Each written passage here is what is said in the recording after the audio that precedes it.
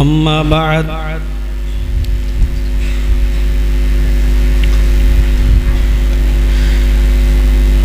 फ़इन्न खैरल हदीस किताबुल्लाह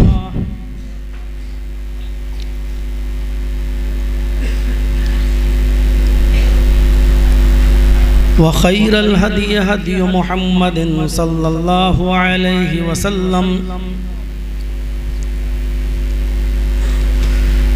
व शर्रुल उमूरि मुहदसातुहा व कुल्लु मुहदसतिन बिदअह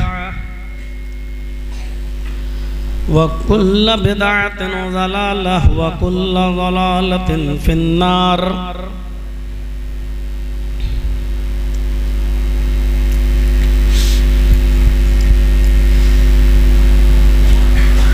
अऊज़ु बिल्लाहि मिनश शैतानिर रजीम।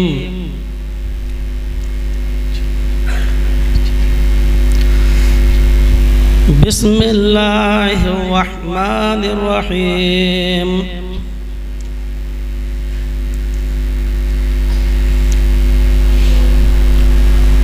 व इन तउद्दू निअमतल्लाहि ला तुहसूहा।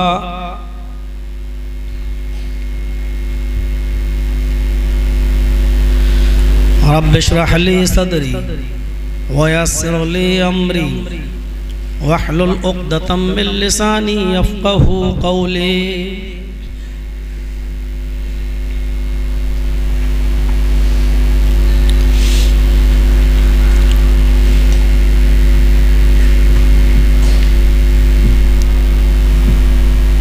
इस इजलास की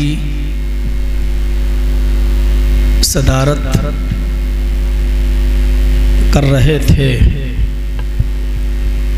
आपके इलाके के मायानाज आलिम दीन फ़ज़ीलतुल शेख जुनैद मक्की हफ़िज़हुल्लाह, जो मुझसे मुलाकात करने के बाद और अपनी मजबूरी ज़ाहिर करने के बाद वो यहाँ से रुखसत हो गए।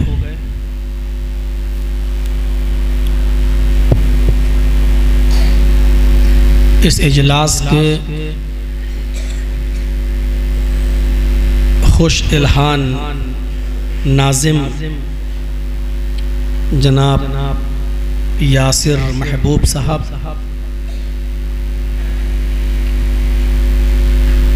आपकी मकामी जमीयत के नाज़िम जनाब मौलाना गुफरान साहब, इस इजलास के लिए भाग दौड़ करने वाले और मुझको बार बार प्रोग्राम के ज़रिए प्रेशर बनाने वाले हमारे दोस्त और छोटे भाई जनाब अब्दुल्ला सऊद उस्मानी हफ़िज़हुल्लाह, और इस इलाके के मुअक्कर दीगर उलमाए किराम, लोहता ज़िला बनारस और उसके अतराफ़ व अकनाफ़ से तशरीफ़ लाए हुए मुअज़्ज़ज़ सामईन हज़रात, पर्दा नशीन इस्लामी ख़वातीन, प्यारी माँ और बहनों, कौमों मिल्लत के लायक वर नौजवानों और मुस्तक़बिल के होनहार अज़ीज़ बच्चों, प्रोग्राम तो काफ़ी दिन पहले ले लिया गया था। मैं इटावा में था और कल शाम को अचानक मेरे वालिद साहब की तबीयत ख़राब हुई। रात के 2 बजे उनको सांस फूलने लगी, फेफड़े में इन्फेक्शन हुआ, घबराहट हुई, तो उन्होंने मुझे जगा दिया और तकरीबन 6 बजे तक फिर मैं उनके पास ही बैठा रहा और 7 बजे की ट्रेन थी। उनको दवा दी, डॉक्टर को दिखाया और जब उनको कुछ आराम मिला तो फिर मैं वहाँ से निकला और सुबह 7 बजे से निकलकर 3 बजे मैं बजरडिया पहुंचा। तो रात के जागने की वजह से और दिन में सफ़र की वजह से मुझे भी सीना जाम हो गया, और मौसम चूँकि बदल रहा था, इसलिए अब्दुल्ला सऊद साहब ने हमको दवा दिलवाई। लेकिन जब उससे फ़ायदा नहीं हुआ तो उन्हीं के हॉस्पिटल जो जुनैद मक्की साहब का है वहाँ से फिर मैंने दूसरी दवा ली, और जब वो दवा खाई तो उस वक्त से मुझे पसीना ही पसीना। बहरहाल मैं कभी आम तौर पर अपने जलसों में और तक़रीरों में तबीयत ख़राब होने की बात करता नहीं हूँ, और ना ही मुझे ऐसी कोई बीमारी है। अल्लाह रब्बुल आलमीन हम सबको सेहतियाब रखे। बहरहाल आप तक पहुँचा, और पहुँचते ही मुझे आपके रूबरू होना पड़ा और आया। मैंने मौजू अपना देखा था इश्तिहार में, खैर उम्मत के अंदर खराबियाँ, उसके असबाब व इलाज। हालांकि इस टॉपिक पर मैं कई मरतबा बोल चुका हूँ। मुसलमानों में जो खराबियाँ हैं आम तौर पर शराब की, जुए की, फजूल खर्ची की, और हमारे मुआशरे में जो खराबी है हमारी ख़वातीन के अंदर बेपर्दगी की, शादी ब्याह के अंदर रस्म व रवाज की, इन तमाम चीज़ों पर हमारे प्रोग्राम आप तरतीब यूट्यूब पर सुन सकते हैं, देखे जा सकते हैं, और कई मरतबा हमने इस पर खिताब किया है। इसलिए मैंने इस मौजू को जानबूझकर छोड़ दिया है। आज मैं कुछ दूसरी बातें आपके सामने रखना चाहता हूँ, इस उम्मीद के साथ कि अल्लाह रब्बुल आलमीन हम सब को, कहने वालों को भी और सुनने वालों को भी अमल की पूरी तौफीक अता फरमाए। इस वक्त मेरी कंडीशन ये है कि खिताब आपके सामने है, अभी बोल रहा हूँ, और तकरीर ख़त्म करने के बाद दूसरी जगह की गाड़ी नौगढ़ से आ चुकी है। उनके यहाँ कल दिन में ही प्रोग्राम है, एक लेडीज़ ख़वातीन लड़कियों का मदरसा है, उसमें मुझे प्रोग्राम और दिन में ही ख़त्म होना है। उनकी गाड़ी आ चुकी है, वो जामिया सल्फिया में कह रहे हैं हम थोड़ा सा आराम कर लें, क्योंकि रात ही का सफ़र करना है, ड्राइवर सोएगा नहीं तो फिर वो थोड़ी दिक्कत हो जाएगी, और जैसे ही आपका प्रोग्राम यहाँ ख़त्म होगा हम आ जाएंगे आपको लेने के लिए। बहरहाल वो वहाँ जामिया सल्फिया में नौगढ़ के लोग तशरीफ़ ला चुके हैं, डॉक्टर फरीद सल्फ़ी साहब वगैरह। तो इस वक्त इस कंडीशन में हम आपके सामने कदम रखे हुए हैं। मुझसे पहले भी जो तकरीरें की गई हैं, आपने फ़ज़ीलतुल शेख अब्दुल गफ़्फ़ार सलफ़ी हफ़िज़हुल्लाह को सुना, उनसे पहले खुतबे सदारत शेख जुनैद मक्की साहब का सुना, उसके बाद आपने मौलाना गुफ़रान साहब के ज़बान से अभी जो आपने तक़रीर समाअत फरमाई, यकीनन बहुत ही खूबसूरत और हसीन व जमील तकरीरें आप सुन रहे थे। ज़रूरत है इस बात की कि हम उसको अपने मुआशरे में, अपने समाज में उसको हम लागू करें और उस पर हम अमल करें, कि अमल से ज़िंदगी बनती है, जन्नत भी जहन्नम भी, ये खाकी अपनी फितरत में नूरी है न नारी। मेरे भाइयों, अमल को अगर निकाल दिया जाए तो फिर सारी चीज़ें बेकार हैं। हमने कुरान करीम की जो बहुत ही छोटी सी एक आयत का टुकड़ा आपके सामने तिलावत किया है, उसी पर हम कुछ बातें आपके सामने रखेंगे। अल्लाह तबारक व तआला ने फरमाया कि व इन तउद्दू निअमतल्लाहि ला तुहसूहा। मेरे बंदो, मेरी नेमतें, मेरे इनामात, मेरे गिफ्ट्स, मेरे तहाइफ इतने हैं तुम्हारे ऊपर, इतने हैं कि अगर तुम उनको गिनना चाहो और शुमार करना चाहो और लिखना चाहो तो तुम उनको शुमार नहीं कर सकते, गिन नहीं सकते। इससे आप अंदाजा लगा सकते हैं, जिस चीज को शुमार ही न किया जा सके, ना उंगलियों पर, ना अक्ल में, ना सफ़हे किरतास पर, तो उन नेमतों का आप अंदाजा लगा सकते हैं कि अल्लाह रब्बुल आलमीन की नेमतें कितनी ज्यादा होंगी। एक जगह अल्लाह ताला ने फरमाया, बस उससे आप अंदाजा लगा सकते हैं कि कुल लौ कान अल बहरु मिदादन लिकलिमात रब्बी, ऐ नबी कह दो कि रुए जमीन पर पूरी कायनात में जितना भी समंदर है, जितना भी पानी है, उस सारे के सारे पानी की स्याही बना डालो, रोशनाई बना दो। समंदर का पानी।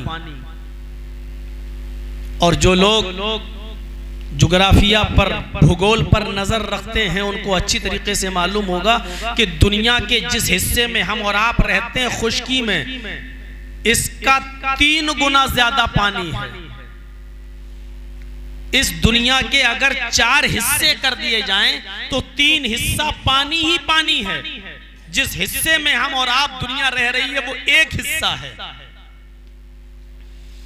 और फिर समंदर के पानी को अलग करिए, तालाब का पानी अलग कीजिए, नदी का पानी, झरने का पानी, पोखरे का पानी, जमुना का पानी, गंगा का पानी, आपके समर का पानी, हैंड पाइप का पानी, कुएं का पानी, अलगर्ज जितना भी पानी है, उस सारे के सारे पानी की अगर स्याही बना डाली जाए और रुए जमीन पर जितने दरख्त हैं उन दरख्तों को काटकर उनकी कलमें बना डाली जाएं और रुए जमीन पर जितना कागज है उसकी कापियां बना डाली जाएं, नोटबुक्स बना डाली जाएं, फिर अल्लाह कहता है कि फिर उन कापियों पर, उन कलमों से और समंदर की बनी हुई, पानी की बनी हुई स्याही से आप हमारी नेमतों, हमारे इनामात को लिखना शुरू कर दीजिए आप, तो समंदर का पानी खुश्क हो जाएगा, कलमें घिस जाएंगी, कागज भर जाएगा, लेकिन तुम अल्लाह रब्बुल आलमीन की नेमतों को नहीं गिन सकते हो, पूरा नहीं कर सकते हो। इससे आप अंदाजा लगा सकते हैं कि अल्लाह रब्बुल आलमीन की नेमतें कितनी कसीर तादाद में है हमारे। आप अल्लाह की हम्द, उसकी सना बयान नहीं कर सकते।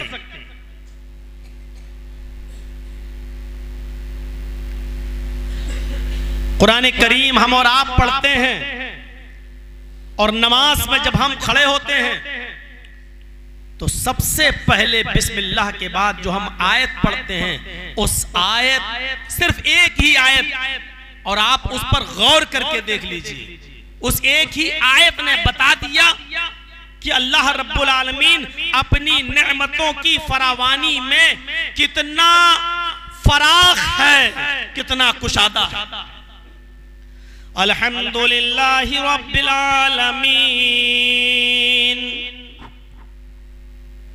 वो चाहता तो कह सकता था अल्हम्दुलिल्लाहि रब्बुल मुस्लिमीन, वो चाहता तो कह सकता था अल्हम्दुलिल्लाहि रब्बुल मोमिनीन, वो चाहता तो कह सकता था अल्हम्दुलिल्लाहि रब्बुल जिन्नी, वो चाहता तो कह सकता था अल्हम्दुलिल्लाहि रब्बुल इंसी, तमाम तारीफें इंसानों के रब के लिए।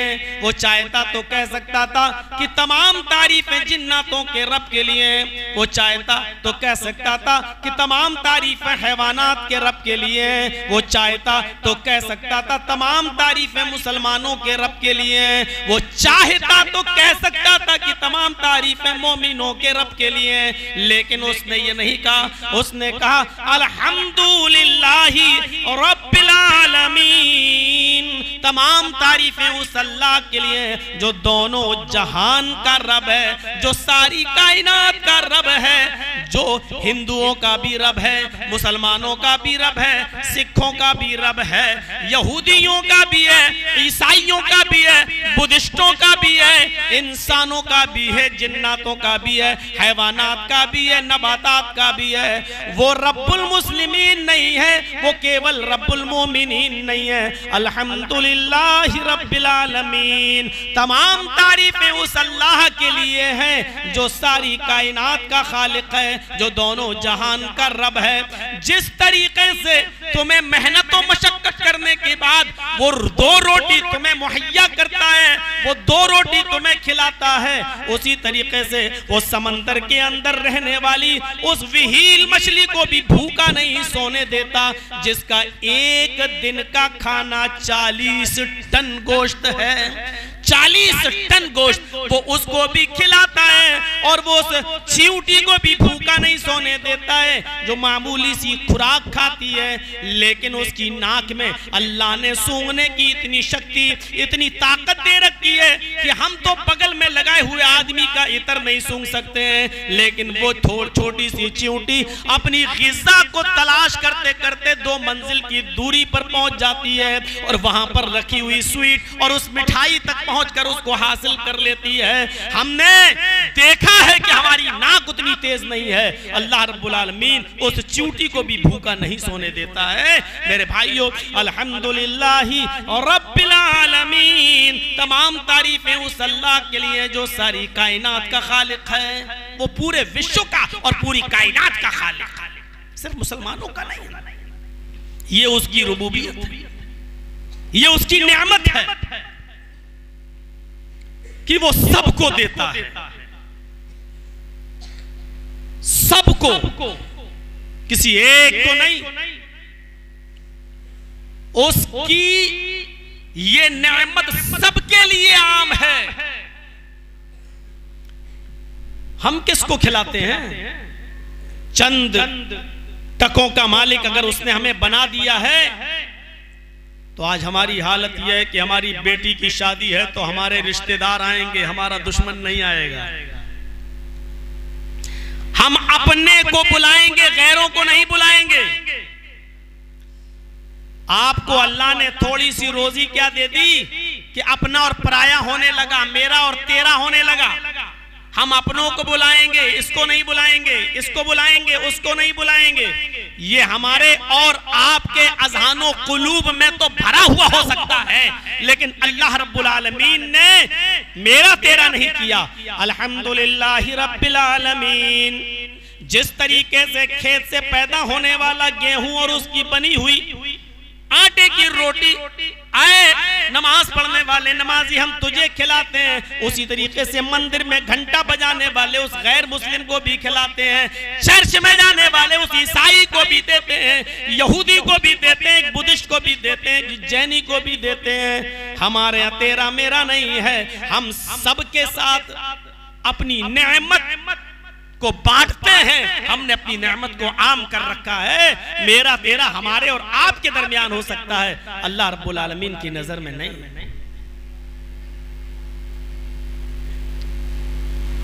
हम उसको खिलाएंगे या उस पर रहमो करम करेंगे जो हमारा मोहसिन है, जो हमारा दुश्मन है। हम तो उसको बर्बाद करने के लिए मुकदमा तक लड़ेंगे, केस तक करेंगे, आखिरी हिसाब तक और आखिरी सांस तक हम उनसे लड़ेंगे, इंतकाम का आखिरी हरबा तक हम इस्तेमाल करेंगे।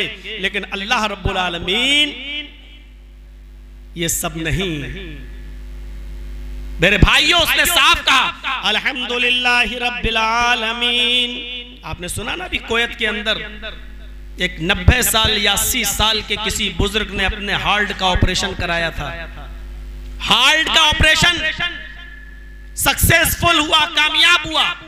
कुवैत के उस हॉस्पिटल के डॉक्टर्स ने 10 लाख रुपए का इंडियन करेंसी के हिसाब से उसको बिल पकड़ा दिया। बिल देखकर रोने लगा। डॉक्टरों ने सोचा, रे बेचारा 10 लाख का बिल सोचकर रो रहा है। वो बिल ले गए, उसको फाड़ा, कंप्यूटर से दूसरा बिल निकाल के उसको 7 लाख रुपए का दे दिया। लीजिए साहब, अगर ये ज्यादा है तो हमने इसमें कंसेशन कर दिया 7 लाख। उसने कहा मैं इसलिए नहीं रो रहा था कि आपने 10 लाख के बिल को 7 लाख कर दिया, महंगा था, इसलिए मैं नहीं रोया। 10 की जगह आप मुझसे 12 भी ले लो, अल्लाह ने मुझे सब कुछ नवाजा है। न नवाजा होता तो मैं इतने आलीशान हॉस्पिटल में मैं ऑपरेशन न कराता। मैं तो सिर्फ इस वजह से रो रहा था कि आपने मेरा ऑपरेशन किया, और 10 मिनट में आप सक्सेसफुल ऑपरेशन करके फारिग हो गए। मेरे दिल को आपने 10 मिनट संभाला तो 10 मिनट का बिल आपने मुझे 10 लाख रुपए का दे दिया। मैं उस रब का कैसे शुक्रिया अदा करूं जिसने 80 साल तक मेरे हार्ट को संभाला, मेरे दिल को संभाला, लेकिन आज तक उसने मेरे दिल का कोई बिल हमसे नहीं मांगा। आज तक उसने ये नहीं कहा मेरे बंदे मैंने तुझे 80 साल तक जो तेरे हार्ट को संभाल के रखा, तेरे दिल को संभाल के रखा, इसका तू मुझे बिल दे। क्या देता है? आज तक मेरे रब ने मुझसे इसकी कीमत नहीं मांगी। मैं कितना नाफरमान था कि मैं अपने रब के सामने सजदा भी ना कर सकूं, उसके सामने अपनी पेशानी रखकर अपने गुलाम और उसके मालिक होने का इकरार भी ना कर सकूं। मैं कितना बेबस और कितना मैं नालायक इंसान था कि मैंने अपनी पूरी की पूरी जिंदगी नाफरमानी में गुजार दी। काश मैं अपने रब की हकीकत को पहचानता जिसने मेरी नाफरमानियों के बावजूद मेरे दिल को संभाल के रखा और आज तक बिल नहीं मांगा। आपने तो 10 मिनट में मेरे लिए 10 लाख का बिल पेश कर दिया। मेरा रब कितना रऊफ और रहीम है, कितना रहमान रहीम है। मेरे प्यारे साथियों, यहां से हम तसव्वुर करें अल्लाह की इस नेमत पर जो सबको दिए हुए हैं। हमारा तुम्हारा हम और आप कर सकते हैं। अल्लाह रब्बुल आलमीन माफ कीजिए छोटा नहीं है, अल्लाहु अकबर, उससे बड़ी कोई जात है ही नहीं, बड़ा है। इसलिए इन छोटी छोटी बातों की तरफ वो तवज्जो नहीं देता। खाओ पियो जो चाहो फायदा उठाओ। लौकानत दुनिया मातादिलु इंदल्लाहि जनाह बऊज़तिम मा सका काफिरम मिनु शुरबत माइन। तिर्मिज़ी शरीफ की रिवायत, अल्लाह के नबी फरमाते हैं इस दुनिया की हकीकत अगर अल्लाह की नजर में मच्छर के एक पर के बराबर भी होती, अल्लाह की नजर में मच्छर के पर के बराबर भी नहीं है। इसलिए अल्लाह के नबी कहते हैं अगर इस दुनिया की हकीकत अल्लाह रब्बुल आलमीन की नजर में मच्छर के एक पर के बराबर भी होती, मच्छर के पर के बराबर भी अगर वो इस दुनिया को तरजीह दिया होता तो माँ काफिरम मिन्हु शुरबत माइन, तो वो अल्लाह इस दुनिया से किसी काफिर को एक घूंट पानी भी नहीं पीने देता, पानी का एक घूंट भी किसी काफिर को नहीं पिलाता। लेकिन काफिरों को सारी दौलतें दे रखी हैं, बड़े बड़े महल और कुसूर का मालिक बना रखा है। यहाँ तक कि अल्लामा इकबाल ने भी शिकवे में कहा था काफिर को मिले हूरो कुसूर और मुसलमान को फकत वादे हूर। फिर उसके बाद में उन्होंने जवाब भी दिया था तुम में हूरों का कोई चाहने वाला ही नहीं, जलवे तूर तो मौजूद है मगर मूसा ही नहीं। मेरे भाइयों, मैं अभी इस तशरीह की तरफ नहीं जाना चाहता, मैं सिर्फ ये बताना चाहता हूं आपको कि काफिरों को महल भी दे रहा है और बड़े बड़े बागात और बड़ी बड़ी बिल्डिंगों का मालिक भी बना दिया है, सिर्फ इसलिए कि इस दुनिया की वास्तविकता, इस दुनिया की हकीकत, इस दुनिया की असलियत अल्लाह रब्बुल आलमीन की नजर में मच्छर के पर के बराबर भी नहीं है। अगर मच्छर के पर के बराबर भी होती तो मां सका काफिरम मिन्हु शुरबत माइन, तो अल्लाह किसी काफिर को एक घूंट पानी भी नहीं पीने देता। इसलिए जो चाहो फायदा उठाओ, जो चाहो अल्लाह की नेमतों से मुस्तफीज हो जाओ, कोई फर्क नहीं पड़ता। इसीलिए देख लीजिए कोई बंटवारा नहीं, सूरज 9 करोड़ 30 लाख मील की बुलंदी पर 1 करोड़ 40 लाख डिग्री सेंटीग्रेड गर्मी के साथ जब पूरब की तरफ से सुबह सुबह नमूदार होता है, चमकता है, निकलता है, तो उसकी रोशनी हिंदू के घर में भी जाती है, मुसलमान के घर में भी जाती है। कोई मुसलमान ये नहीं कह सकता है ये मेरे रब का सूरज है, इससे फायदा मैं ही उठाऊंगा। अरे काफिरो तुम अल्लाह की इबादत नहीं करते, हम तुम्हें नहीं उठाने देंगे। और कोई काफिर ये नहीं कह सकता कि हम ही पूजा करते हैं, आए मुसलमानों हम तुम्हें सूरज की रोशनी नहीं तुम्हारे घर में जाने देंगे। मेरे भाइयों, अल्लाह रब्बुल आलमीन की तरफ से जब सूरज निकलता है तो उसकी तपिश, उसकी गर्मी गैर मुस्लिमों को भी मिलती है, मुसलमानों को भी मिलती है, यहूद व नसारा को भी मिलती है, बुद्धिस्ट और जैनियों को भी मिलती है और मुसलमानों को भी मिलती है। अंदाजा लगाइए, अल्लाह ने जो हवा चलाई है, जो ऑक्सीजन दी है हमें और आपको, जिसकी वजह से हम और आप जिंदगी जी रहे हैं, ये सिर्फ मुसलमानों की इजारादारी नहीं है, इस पर सबका हक है, सबका हक है और सभी इससे फायदा हासिल करते हैं। आसमान से अल्लाह ने बारिश बरसाई है, इस बारिश पर भी सबका हक है और अल्लाह ने ये बारिश का पानी भी सभी को दिया। कोई ये नहीं कह सकता कि इस पर मेरी इजारादारी है। ये सब रुबूबियत में आता है। अल्हम्दुलिल्लाहि रब्बिल आलमीन, तमाम तारीफें उस अल्लाह के लिए जो सारी कायनात का खालिक है, रब है तो सारी कायनात की परवरिश करने वाला है। आप दुनिया के उसूलों पर जरा गौर करके देखें, एहतियाज तरफैन से होता है, एहतियाज तरफैन से होता है। हम आपके किसी चीज के मोहताज हैं तो आप भी हमसे किसी चीज के मोहताज हैं। अभी ये मौलाना अब्दुल्ला साहब हमको किसी डॉक्टर के पास लेकर गए दवा दिलाने, उसने हमें दवा दी, इन्होंने 100 रुपए उसको दिए। मेरे भाई जो जरा गौर कीजिए, हम डॉक्टर के मोहताज हैं कि वो हमें दवा दे, तो डॉक्टर हमारा भी मोहताज है कि वो हमसे पैसे ले। हम धोबी के मोहताज हैं कि वो हमारे कपड़े धुले, धोबी हमारा भी मोहताज है कि वो हमसे पैसे ले। हम अशियाए खुर्दोनोश के मोहताज हैं कि हम ये चीजें लें, लेकिन इनके बेचने वाले हमारे भी मोहताज हैं कि हमसे पैसा ले। दुनिया का उसूल है कि एहतियाज तरफैन से होता है।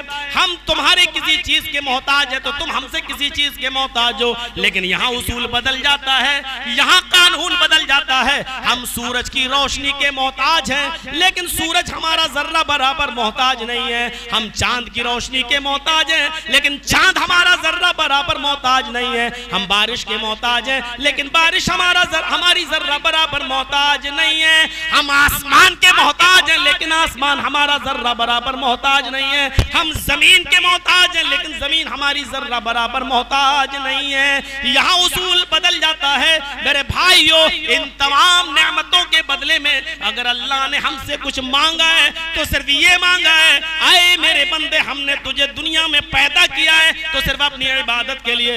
वमा खलक़तुल जिन्ना वल इंसा इल्ला लियअबुदून। मेरे बंदे अपनी पेशानी जमीन के ऊपर रख दे, अपनी नाक मेरे सामने रगड़ दे, ताकि मैं समझ लूं कि मेरे बंदे ने अपने आप को मेरे सामने जलील कर लिया है और मुझे सबसे बड़ा अजीज मान लिया है, अपने आप को गुलाम तस्लीम कर लिया है और मुझे मालिक मान लिया है। ऐ मेरे बंदे, मेरे सामने तू जितना जलील होगा, हम लोगों के सामने तुझे दुनिया के सामने उतना ही अजीज बना देंगे। हम तुझे इज्जत का ताज तेरे सर के ऊपर पहना देंगे।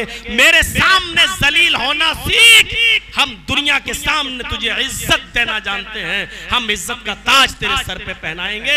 मेरे बंदे, नेमतों के बदले में शुक्राना अदा कर लेकर मेरे लिए माथा जमीन पर रख दे, पेशानी जमीन पर रख दे। उसकी यहां नहीं है,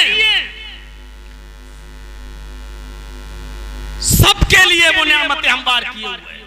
और आपने वाकया तो सुना होगा हजरत इब्राहिम अलैहिस्सलातु वस्सलाम का, कि वो कभी भी जिंदगी में अकेले खाना नहीं खाए।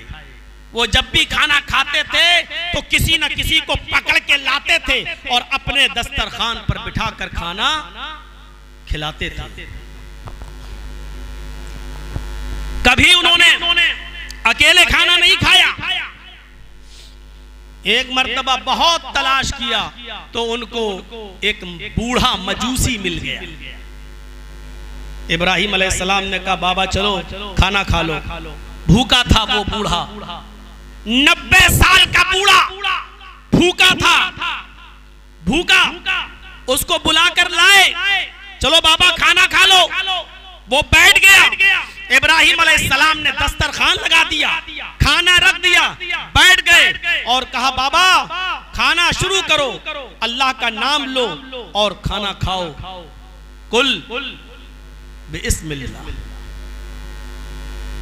चलो अल्लाह का नाम लो और खाना खाओ।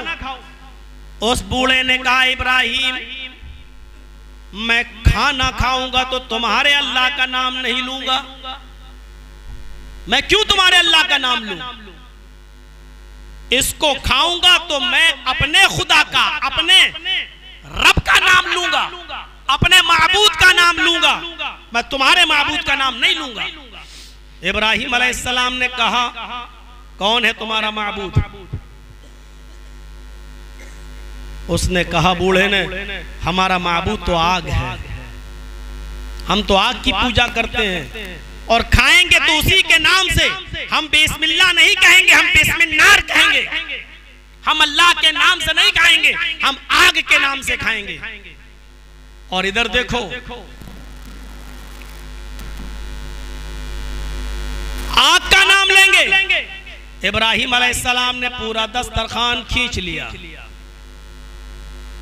खाना अपनी तरफ बढ़ा लिया और कहे, बूढ़े उठ, अगर तेरा माबूद आग है तो जा भग, आग से ही खाना मांग, अपने माबूद से खाना मांग। ये खाना मेरे अल्लाह ने दिया है, मेरे रब ने दिया है, इस पर नाम लिया जाएगा तो मेरे रब का लिया जाएगा, आग का नहीं। अगर तेरा रब आग है तो आग से खाना मांग। वो बूढ़ा चला गया। जाओ और बताओ इन दुनिया वालों को, और बताओ मीडिया पर उल्टी सीधी बहस करने वाले इन झूठे कठमुल्लाओं को, इनको बताओ कि ये डिबेट में पेश करें। जब वो बूढ़ा दस्तरखान से उठकर चला गया, अल्लाह रब्बुल आलमीन को इब्राहिम अलैहिस्सलातु वस्सलाम की यादा पसंद नहीं आई। हुक्म भेज दिया जिब्राइल के जरिए और कहा, जाओ उस बूढ़े को बुला कर लाओ और उसको खाना खिलाओ। आ इब्राहिम, खाना हम देते हैं, तुम नहीं देते। आ इब्राहिम, तुम्हारे रब की रहमत को ये गवारा नहीं कि कोई बूढ़ा वो भूखा और दस्तरखान से उठ के चला जाए, जाओ उसको बुला के लाओ। इब्राहिम अलैहिस्सलाम ने जिब्रील से कहा, वो तो अल्लाह का नाम नहीं लेता है। कहा, तुम्हारे रब ने कहा इब्राहिम, उसने तो आज तुम्हारे सामने तुम्हारे दस्तरखान पर मेरा नाम नहीं लिया, तुमने भगा दिया। अरे उसकी उम्र तो 90 साल हो गई, उसकी उम्र तो 90 साल हो गई। तज़किरतुल हुफ़्फ़ाज़ पढ़ी अल्लामा शमसुद्दीन ज़हबी की। मेरे भाइयों, क्या कहा? उस बूढ़े की उम्र तो 90 साल हो गई। आए इब्राहिम, एक बार उसने नाम नहीं लिया तुम्हारे सामने तो तुमने उसको भगा दिया। तुम्हारा रब कहता है उसने तो 90 साल में कभी मेरा नाम ही नहीं लिया, अल्लाह का नाम ही नहीं लिया। इसके बावजूद तुम्हारा रब उसको खिलाता रहा, उसको पिलाता रहा, उसको सुलाता रहा, उसकी सांसें चलती रही, उसको जिंदगी देता रहा, जिंदगी जीने के लिए सारी नेमतों से उसको नवाजता रहा। आज दस्तरखान पे नाम नहीं लिया तो तुमने उसको भगा दिया। जाओ। इब्राहिम अलैहिस्सलाम गए, बाबा आओ चलो, कहाँ खाना खा लो। मैं तुम्हारे रब का नाम नहीं, अरे किसी का भी नाम लेना, चलो। बिठाया दस्तरखान पर, कहा इब्राहिम ये तो बताओ कि अचानक ये मोड़ कहाँ से आ गया? फरमाया, आए बाबा, जब तुम यहाँ से चले गए तो अल्लाह ने जिब्रील को भेज दिया। फरमाया तुम तो एक बार में नाराज हो गए, उस बूढ़े ने तो 90 साल पूरी जिंदगी में मेरा कभी नाम नहीं लिया, फिर भी मैं उसको खिलाता पिलाता रहा, उसको देता रहा, और तुमने एक ही बार में भगा दिया। मेरे रब की रहमत को गवारा नहीं हुआ कि कोई भूखा बूढ़ा बुजुर्ग इस दस्तरखान से भूखा उठ जाए। उसने कहा बुला के लाओ। मैं तुम्हें बुला के लाया। कहा इब्राहिम, पहले उस रब से मेरा भी रिश्ता जोड़ दो जो इतना मेहरबान है कि जिसने मेरा आपके दस्तरखान से भूखा उठना भी गवारा नहीं किया और आपके पास जिब्राइल को भेजकर मुझे बुलवा लिया, जो इतना मेहरबान है और गफूरुर रहीम है, उससे हमारा भी रिश्ता जोड़ दो। मेरे भाइयों, 90 साल का बुजुर्ग जिसने कभी अल्लाह का नाम नहीं लिया, इब्राहिम अलैहिस्सलाम ने उसको समझाया और रब की रहमत को दिखाया तो फौरन उसका रिश्ता रब से जुड़ गया। इस मस्जिद में बैठने वालों, ईमानदारी के साथ बताना। और बाहर भी बहुत से लोग बैठे हैं, जमा हैं, जो सुन रहे हैं मेरी आवाज, ईमानदारी के साथ बताना। 90 साल का बूढ़ा तो एक ही वाक़े में और एक ही मिसाल से समझकर उसने रब से अपना रिश्ता जोड़ लिया। क्या आपका पूरी तरीके से आज अपने रब से रिश्ता कायम है? ईमानदारी के साथ बताइए। अपने आप को मुसलमान कहते हो, रब्बुल आलमीन के बंदे मानते हो, उसको रब्बुल आलमीन भी मानते हो, रहमान और रहीम भी मानते हो। ईमानदारी के साथ बताइए, क्या आपका रिश्ता आपके रब के साथ है जैसा होना चाहिए? गौर करें, हर इंसान अपने गरीबान में झांके और गौर करे। ये मिसालें इसलिए दी जाती हैं कि लोग इबरत लें, और कभी कभी एक वाकया और दो वाकये इंसान की जिंदगी बदल देते हैं। वो हमीदुद्दीन अबुल हाकिम इब्ने बहाउद्दीन का वाकया सुने थे ना, जिसने 21 साल खिलाफत की कीजों पर वान की सरजमीन पर। बहाउद्दीन के इंतकाल के बाद इसी अबुल हाकिम को हुक्मरान बनाया गया, इसी हमीदुद्दीन को। और बीच रोड पर इसका बहुत खूबसूरत बाग था, जहां इसकी एक लौंडी थी। लौंडी उस बाग में पानी दिया करती थी और उसका बिस्तर बिछाया करती थी। एक बार लौंडी ने बादशाह का बिस्तर बिछाया, हमीदुद्दीन अबुल हाकिम का, और सोचा कि जरा लेट के देखें अमीरों के बिस्तर, बादशाहों के बिस्तर कैसे होते हैं, और थोड़ा सा लेट गई। जैसी लेटी उसको नींद आ गई, इतने में बादशाह आ गया। हमीदुद्दीन अबुल हाकिम घर में घुस गया बाग में। उसने देखा मेरे बिस्तर पर मेरी मामूली लौंडी लेटी हुई है। उसने कोड़ा निकाला और एक कोड़ा उसको मारा। वो भड़बड़ा के उठ गई, खड़ी हो गई, अपने आप को समेटा, कहा बेगैरत, शर्म नहीं आती? मेरे बिस्तर पर तू लेट गई? तेरी मजाल कैसे हुई, तेरी हिम्मत कैसे हुई? उसने कहा खड़े हो जाओ, और फिर उसने 10 कोड़े और मारे उसके ऊपर। लेकिन वो एक एक कोड़ा मारता गया, वो लौंडी हर कोड़े पे मुस्कुराती गई। कोड़ा उसके ऊपर पड़ता जाता, उसका कपड़ा फटता जाता। 2, 3, 4 कोड़ों में वो लहू लुहान हो गई। अब खून के कतरे जमीन पर गिरने लगे, लेकिन हर कोड़े पे वो मुस्कुराती जाती थी। जब ये 9 कोड़े पूरे मार चुका और एक पहले मार चुका था, इसने लौंडी से कहा, लौंडी, मैं 1-2 कोड़े तुझे कभी मारता था तो तू रोती थी, लेकिन आज हर कोड़े पे तू हंस रही है। क्या बात है? क्या तुझे तकलीफ नहीं हो रही है? इसने कहा क्यों नहीं हो रही है? मेरे जिस्म से कपड़ा फट गया, मेरी चमड़ी फट गई, खून के कतरे जमीन पर गिर रहे हैं, मुझे तकलीफ क्यों नहीं होगी? कहा फिर तू हंस क्यों रही है? कहा मुझे हंसी आ रही है कुछ सोचकर। कहा क्या सोचकर तू हंस रही है? उस लौंडी ने जो जवाब दिया, आए लोहता के अमीरों सुनो, आए बनारस के साहूकारों सुनो, आए मोटी मोटी रकमें कमाने वालों और अल्लाह की याद से गाफिल रहने वालों सुनो। उस लौंडी ने जो जवाब दिया वो जवाब ये था, आए अबुल हाकिम, आए हमीदुद्दीन, आए मेरे आका, आज मैं ये सोच रही हूँ कि तेरे इस आरामदेह बिस्तर पर आज मैं चंद लम्हों के लिए लेट गई और मैं सो गई, तो इस आरामदेह बिस्तर पर सोने की सजा तेरी अदालत में यह है कि मुझे कोड़े मारे जा रहे हैं। जब मैं चंद लम्हों के लिए तेरे आरामदेह बिस्तर पर लेटी, तो तेरी अदालत में मेरी सजा ये है कि तू मुझे कोड़ों से नवाज रहा है। मैं सोच रहा हूं कि तेरी सजा फिर अल्लाह की अदालत में क्या होगी, जिसकी पूरी जिंदगी ऐशो आराम में गुजरी है, जो हर रात आराम से सोता है, जिसका हर दिन सुकून के साथ गुजरता है। तेरी सजा फिर तेरे मालिक की अदालत में क्या होगी? अगर मेरे नरम गरम बिस्तर पे सो जाने से मेरे मालिक की अदालत में मेरी सजा ये है, तो कल कयामत के दिन तेरे मालिक की अदालत में तेरी सजा क्या होगी, जो पूरी जिंदगी आराम से सोया है। हमीदुद्दीन अबुल हाकिम यहीं से मजबूर होता है और यहीं से उसको एहसास होता है, कोड़ा जमीन पे फेंकता है और यहीं से उसकी दुनिया बदलती है और वो मुबल्लिग बन जाता है, दाई बन जाता है, गुमनामी की जिंदगी गुजारता है, दावत व तबलीग में लग जाता है।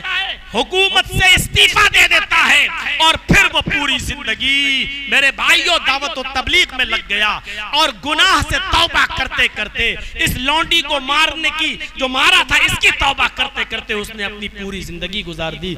लोगों को एहसास हो और फितरत में जिंदगी हो तो एक वाकया काफी होता है, एक मिसाल काफी होती है लोगों को उनकी जिंदगी के बदलने के लिए। और अगर फितरत में जिंदगी न हो तो पूरा कुरान सुना डालिए, पूरी जिंदगी तकरीर कर डालिए, आज जलसा कल फिर कराइए, परसों फिर कराइए और फिर पूरे साल जलसा करा डालिए, लगातार कंटिन्यू, पूरी जिंदगी भी जलसा करा डालोगे। अगर फितरत में जिंदगी नहीं है तो सारी मिसालें दे डालो, कोई नहीं सुधरेगा। फितरत में जिंदगी हो मेरे भाइयों तो एक मिसाल काफी होती है इंसान की इबरत के लिए। इंसान की इबरत के लिए एक मिसाल काफी होती है। तो ये अल्लाह की सबसे बड़ी एक नेमत यह है कि वो रब है और रब्बुल इंस नहीं है, रब्बुल जिन नहीं है, बल्कि रब्बुल आलमीन है। मेरे भाइयों उसके नेमतों में एक नेमत मोहब्बत है जो उसने लोगों के दिलों में डाल रखी है। अगर हमारे दिलों में मोहब्बत न होती मेरे भाइयों तो यकीनन कोई माँ इतने दर्द के साथ बच्चा पैदा नहीं करती। कि इब्ने क़य्यिम अल-जौज़ी ने तिब्बे नबवी में लिखा है कि जब औरत नॉर्मल डिलीवरी से बच्चा पैदा करती है तो उसको इतनी तकलीफ होती है कि अगर उसकी उस तकलीफ को जमीन की छाती पर डाल दिया जाए तो जमीन भी उसको बर्दाश्त न कर सके। लेकिन माँ ये दर्द बर्दाश्त करती है, सिर्फ उसकी वजह यह है कि बच्चे की मोहब्बत उसके दिल में डाल दी गई है। ये अल्लाह की नेमत है। अगर अल्लाह ये मोहब्बत न डालता, और ये मोहब्बत बहुत बड़ी नेमत है, देख लीजिए आज इजराइली कुत्तों के अंदर से ये मोहब्बत निकाल दी गई है तो कैसे बमबारी कर रहे हैं। छोटे छोटे मासूम बच्चे भी उनकी नजर में कुछ नहीं है। मेरे भाइयों जब मोहब्बत किसी के दिल से निकाल ली जाती है तो देख लीजिए अरब के अंदर जब मोहब्बत उनके दिलों से निकाली गई तो लोगों ने अपनी लड़कियां ही पैदा होते ही जिंदा दफन कर दी। लेकिन जब किसी के दिल में मोहब्बत डाल दी जाती है तो ये मोहब्बत सिर्फ इंसानों ही में नहीं, आप देख लीजिए एक मुर्गी अभी जा रही है और अचानक उसकी नजर बिल्ली पे पड़ी तो फौरन भागती है अपने दरबे की तरफ बिल्ली से जान बचाते हुए। लेकिन जब यही मुर्गी चंद अंडों पर बैठती है और उन अंडों से चूजे निकलते हैं और जहां मुर्गी जा रही है वहीं चूजे वहीं बच्चे, अब उसकी नजर बिल्ली पर पड़ती है तो ये मुर्गी अब भागती नहीं है। आपने देखा होगा अब ये मुर्गी भागती नहीं है क्योंकि बच्चों की मोहब्बत इस मुर्गी के दिल में डाल दी गई है। अब ये मुर्गी उस बिल्ली के सामने खड़ी हो जाती है और बच्चों को अपने परों में समेट लेती है। मेरे प्यारे साथियों ये क्या है? जब एक बिल्ली के बच्चा देने का वक्त होता है तो वो भी एक ऐसी जगह तलाश करती है जहां कोई न पहुंच सके और सुकून के साथ मैं अपने बच्चों को जन्म दे सकूं और ऐसी जगह हो जहां कुत्ते ना आ सके। ये कौन सी चीज है? एक बकरी को देखिए जो बड़ी दर्द और तकलीफ के साथ बच्चे जनती है और जैसे ही बच्चे जन के फारिग होती है फिर अपनी जबान से उन बच्चों की गंदगी को चाटती है और खुद वो बकरी उन बच्चों को अपनी जबान से साफ करती है। ये कौन सी मोहब्बत है? और इस मोहब्बत को अल्लाह की किस नेमत का नाम दोगे जो जानवरों के दिलों तक में डाल दी है उसने? एक छोटा सा बच्चा है, खेल रहा है, माँ ने आवाज दी, आया और अपने नन्हे हाथ से उसने माँ को एक थप्पड़ मार दिया। उसने नन्हे हाथ से अपनी माँ को एक थप्पड़ मार दिया। माँ जानती है कि बच्चे ने थप्पड़ मारा है लेकिन माँ की ममता देखो, उस बच्चे को पकड़ती और अपने सीने से लगा लेती है। कभी आपने गौर किया है बज़ाहिर ये एक मार का मामला था लेकिन माँ ने इसको प्यार का मामला बना दिया। मां ने उसको अपने सीने से लगा लिया। क्या कहोगे? अल्लाह की कसम, दुनिया में मां से बड़ा कोई डॉक्टर नहीं है। जब छोटा बच्चा रोता है तो उसकी मां जानती है कि ये दर्द से रो रहा है या भूख से रो रहा है। अल्लाह की कसम, मां से बड़ा कोई डॉक्टर नहीं है। आज तुम कहते हो अपनी बीवी की बात सुनने के चक्कर में अपनी माँ से चुप रहे, तू नहीं समझती, अरे चुप रहे, खामोश रहे, अरे तू नहीं जानती। आज तुम बड़ी आसानी से अपनी माँ से कह देते हो कि तू नहीं समझेगी, उस माँ से कहते हो कि तू नहीं समझती, पागल हो गई, चुप रहे, तू नहीं समझेगी। वो उस वक्त भी तेरी जबान समझती थी जब तुझे बोलना नहीं आता था, जब तू गूंगा था, तेरी जबान से कुछ नहीं निकलता था। वो उस वक्त भी तेरा हाल जानती थी, वो उस वक्त भी तेरे रोने से तेरी बीमारी का पता लगा लिया करती थी। और आज तू अपनी उसी माँ से कहता है कि तू मुझे नहीं पहचानती, तू नहीं जानती, तू नहीं समझेगी। अरे वो तो उस वक्त भी तुझे समझती थी और जानती थी जब तू बोलना नहीं जानता था। आज तू इतना बड़ा हो गया है कि मां से मुंह लड़ाता है और कहता कि तू नहीं समझेगी। अंदाजा लगाइए, बच्चा रात में रोया, मां समझ गई कि ये भूख की वजह से नहीं रो रहा है, मेरे बच्चे ने अपने बिस्तर पर पेशाब कर लिया है, अब उसको वो जगह ठंडी लग रही है। मां की इस ममता को देखो, उसने अपने बच्चे का कपड़ा बदला और फौरन सूखी जगह पर जहां वो लेटी थी उसने अपने बच्चे को लिटा दिया और उसकी भीगी हुई और गीले बिस्तर पर वो खुद लेट गई। मेरे प्यारे साथियों, मां के अंदर ये ममता और ये मोहब्बत मां के अंदर अगर किसी ने डाली है तो वो रब्बुल आलमीन ने डाली है। इन तउद्दू नेमतल्लाहि ला तुहसूहा, मेरे बंदो मेरी नेमतें इतनी ज्यादा हैं तुम्हारे ऊपर कि अगर तुम उनको शुमार करना चाहो, अगर तुम उनको गिनना चाहो तो तुम गिन नहीं सकते, शुमार नहीं कर सकते। सिर्फ इसी मोहब्बत को देख लो मेरे भाइयों।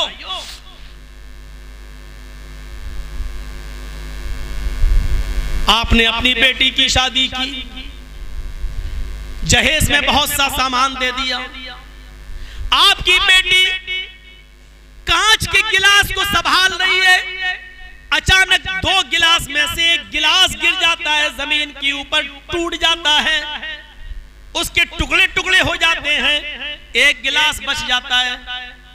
ईमानदारी के साथ बताओ, आपकी बेटी अपने ससुराल में अब कौन से गिलास की हिफाजत करेगी, टूटे हुए की या जो बच गया उसकी? आप कहेंगे जो बच गया उसकी। मैं पूछता हूं टूटे हुए गिलास का क्या करेगी? आप कहेंगे उसको झाड़ू से इकट्ठा करेगी और इकट्ठा करके डस्टबिन में या नाली में डाल देगी। क्यों?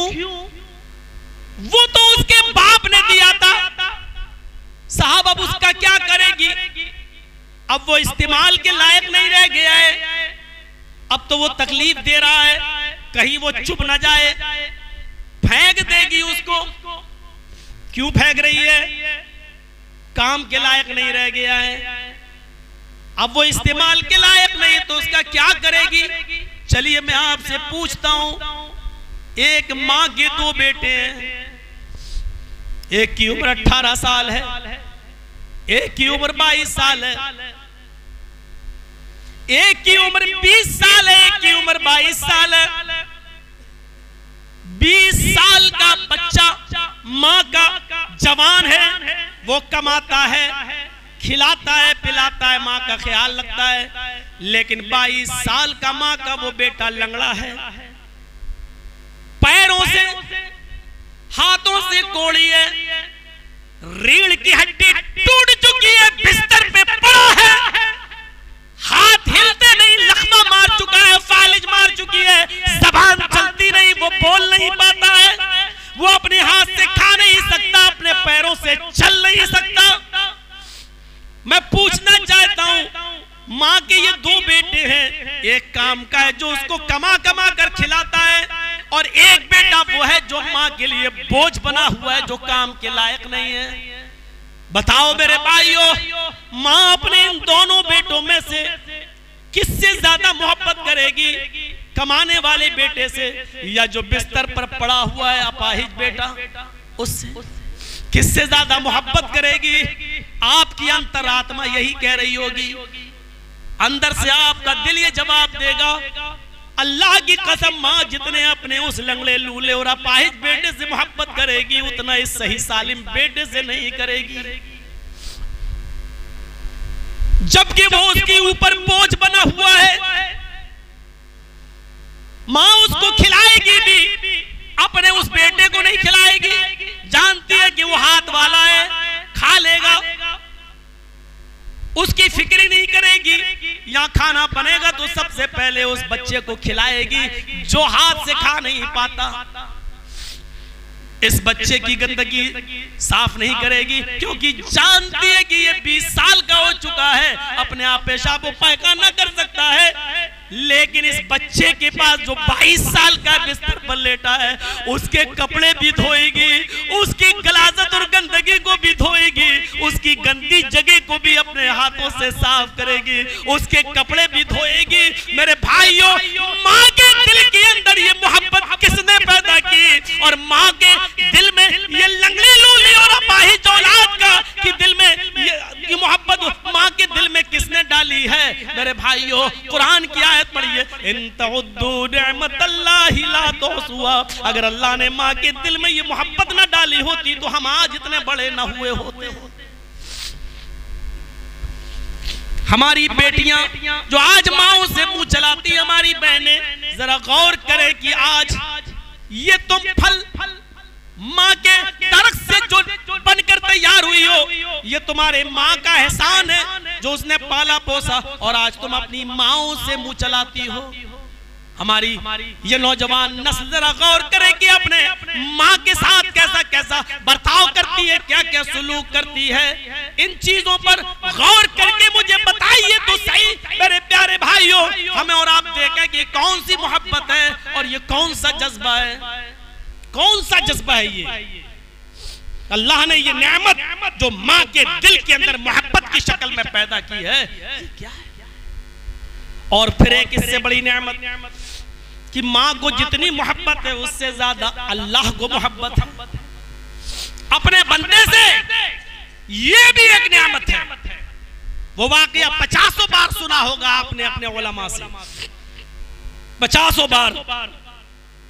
सहरा है, जंगल है, और एक शख्स सहरा और जंगल में अपने घर का सारा सामान अपने ऊंट पर लाद कर ले जा रहा है। बियाबान जंगल है, थक जाता है, सस्ताने के लिए एक दरख्त की आड़ में अपने ऊंट को बांध देता है, आराम करने लगता है। आंख खुलती है तो देखता है कि ऊंट गायब। घर का सारा सामान उसी ऊंट के ऊपर बंधा हुआ था, घर का सारा सामान उसी ऊंट के ऊपर बंधा हुआ, और ऊंट गायब। सोना चांदी, कपड़ा लत्ता, गल्ला अनाज, घर के कीमती सामान उसी ऊंट के ऊपर, और ऊंट गायब। ऐसी वैसी हदीस नहीं, बुखारी के अल्फाज। अल्लाह के नबी ने फरमाया, उसने ऊंट को तलाश किया, झाड़ी झाड़ी गया, पहाड़ी पहाड़ी गया, इधर देखा उधर देखा, दाएं गया बाएं गया, लेकिन उसको कहीं ऊंट नजर नहीं आया। अफसोस कर रहा है, मातम कर रहा है, रो रहा है कि मेरा ऊंट, घर का सामान।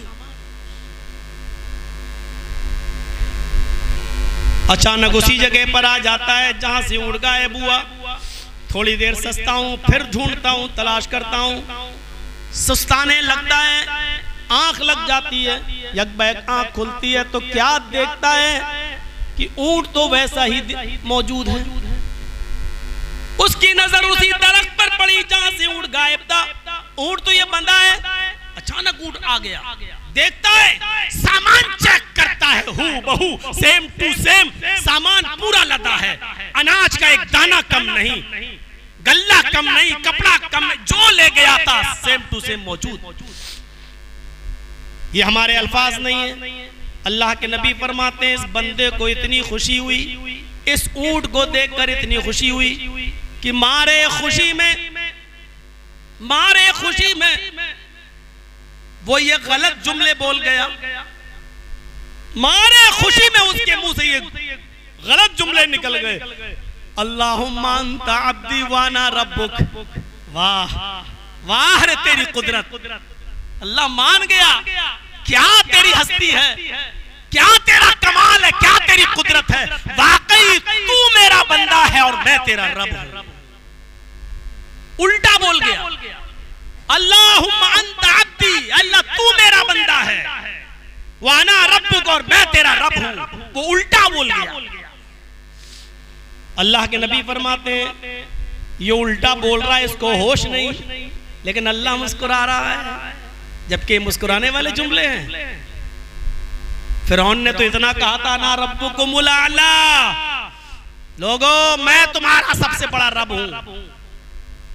अल्लाह ने कहा अच्छा सबसे बड़ा रब है, और जब दरियाए नील में डूबने लगा, गर्क होने लगा, गोते खाने लगा, थपेड़े मारने लगा, तो कहता आमनतु बिरब्बि मूसा व हारून, मैं मूसा और हारून के रब पर ईमान लाया। वहां उसने ये नहीं कहा आमनतु बिरब्बिकुम, मैं तुम्हारे रब पर ईमान लाया। लोगों का रब तो वो खुद बना हुआ था, इसलिए उसने वहां क्या जुमले कहे, आमनतु बिरब्बि मूसा व हारून, मैं मूसा और हारून के रब पर ईमान लाया, क्योंकि मूसा और हारून ने उसको अपना रब नहीं माना था। मूसा और हारून का रब अल्लाह था, इसलिए डूबते हुए वो क्या कह रहा था कि मैं मूसा और हारून के रब पर ईमान लाया। लेकिन अल्लाह ने कहा अब तेरे ईमान की कोई जरूरत नहीं, जा। मेरे भाइयों, जिसने इतना कहा कि मैं तुम्हारा रब हूं, लोगों से मैं तुम्हारा रब हूं, अल्लाह ने उसको गर्क कर दिया, डुबो दिया, तास तास कर दिया, उसकी लाश को लोगों के लिए निशाने इबरत बना दिया। लेकिन इसने तो उससे भी खतरनाक जुमले कहे। इसने क्या कहा, अल्लाहुम्मा अंता अब्दी वाना रब्बुक, तू मेरा बंदा मैं तेरा रब। इसने लोगों से नहीं कहा मैं तुम्हारा रब, इसने अल्लाह ही से कह दिया मैं तेरा रब। जरा गौर करो, इसके जुमले उस फिरौन से भी ज्यादा खतरनाक, लेकिन अल्लाह मुस्कुरा रहा है। क्यों? दिलों का मामला है, क्योंकि अल्लाह जानता है कि इसने ये बात अपने दिल से नहीं कही है, खुशी में कह रहा है। इसके मुंह से ये जुमले जानबूझकर नहीं निकल रहे हैं, ऊंट पाकर सामान देखकर खुशी में कह रहा है, उसको होश नहीं है कि क्या कह रहा है। अल्लाह जानता है कि ये जानबूझकर नहीं कह रहा है, नीयत जानता है अल्लाह, दिल के हालात जानता है अल्लाह। इसलिए क्या कहा, कुछ नहीं कहा। तो अल्लाह के नबी फरमाते हैं कि इस आदमी ने जब अपने ऊंट को पाया तो अल्लाह उस ऊंट को देखकर ये आदमी इतना खुश हुआ कि मारे खुशी की उसको एहसास ही नहीं हो रहा कि मैं क्या कह रहा हूं।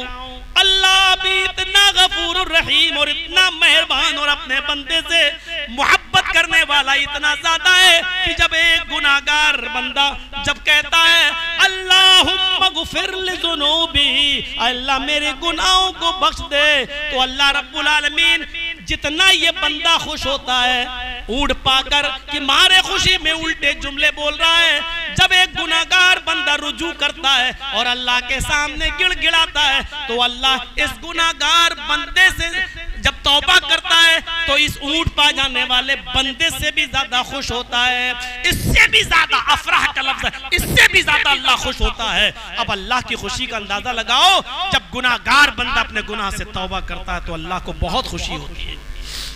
यहां से अंदाजा लगाइए आप कि पूरे कुरान में पूरा कुरान पढ़िए आप, पूरे कुरान में तकरीबन 20 से ज्यादा जगहों पर पूरे कुरान में अल्लाह ने तकरीबन 20 से ज्यादा मकाम पर अपने गुनाहगार बंदों से या इबादी या इबादी या इबादी कहकर पुकारा है, अपने गुनाहगार बंदों को। और कुरान की तो एक आयत ऐसी है कि जिसमें अपने गुनाहगार उन गुनाहगार बंदों को भी बंदा कहा है जिसमें जमीन और आसमान भरकर भी उसने गुनाह कर लिए। क़ुल या इबादी अल्लज़ीना असरफ़ू अला अनफुसिहिम ला तक़नतू मिन रहमतिल्लाह।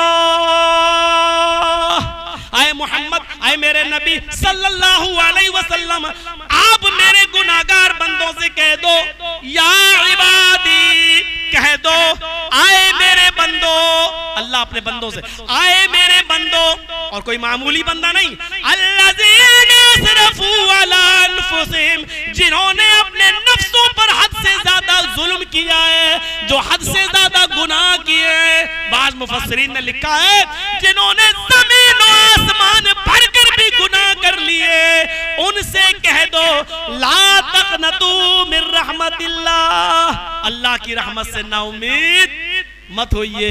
ये अल्लाह की रहमत है, कितनी बड़ी नियामत है कि वो अपने गुनाहगार बंदों को आए मेरे बंदों कह रहा है। जब औलाद नालायक हो जाती है और आपकी लड़की जब आपके घर से आपके मोबाइल का गलत इस्तेमाल करने की वजह से किसी गैर मुस्लिम के साथ भागती है, लड़के के साथ, तो आप कहते हैं कि आज के बाद मैं तेरा बाप नहीं, तू मेरी बेटी नहीं, मर गया तेरा बाप तेरे लिए।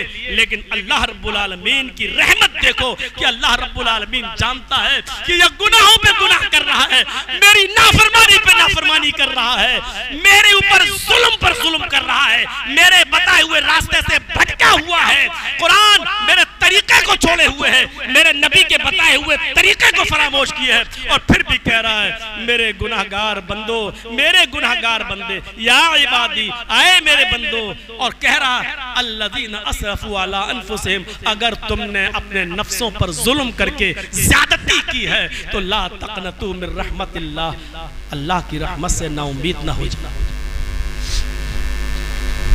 ये है रब की रहमत, और ये नेमत, उसकी नेमतों में एक नेमत रहमत भी है। ये है नेमत और रहमत।